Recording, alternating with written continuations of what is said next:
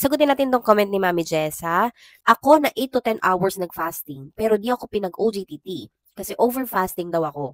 Dapat 6 to 8 hours lang. Tulad nga ng sabi ko dito sa mismong video kung saan ka nag-comment, ang mga laboratories talaga may iba't iba silang mga protocol in terms of fasting sa OGTT.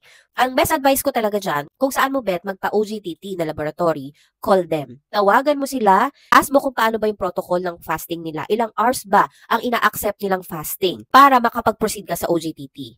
Ito kwento ko lang ha. Kaya ko yun ina-advise kasi nangyari din po sa akin yung nangyari sa inyo. Nag-fasting ako ng 8 to 10 hours. So pagdating ko doon sa laboratory clinic, nung binilang nila, 9 hours na akong fasting.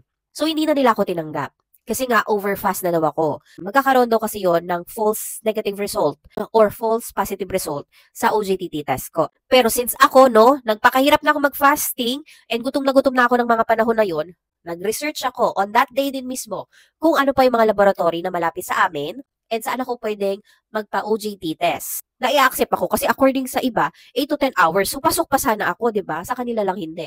So, yun. Nakahanap ako ng another clinic na ina-accept nila up to 10 hours fasting. So, pagdating ko doon, inabot na rin ako ng 10 hours na fasting. Pero they accept me pa rin. Kasi nga, ina-accept nila hanggang 10 hours of fasting para sa OGT test. Nakapag-proceed ako sa test na yon and nagawa yung buong process ng OGTT hanggang third extraction of blood.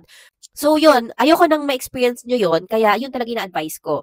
If you want magpa-OGT test, kailangan tawagan nyo talaga yung laboratory. Dahil may iba't iba silang protocol when it comes to fasting. Yung iba kasi 8 hours pa lang, over-fast na. Yung iba, they accept hanggang 10 hours. According sa research ko, 8 to 10 hours acceptable pa rin talaga eh. So I don't know sa ibang laboratory kung bakit hanggang 8 hours lang sila. So, ganun talaga. We need to follow their protocols kung gusto natin na doon tayo magpapatest. So yun lang, Mami Jessa. Thank you for your comment. And I hope everyone learns from this video. Again, thank you for watching and see you on my next informative video.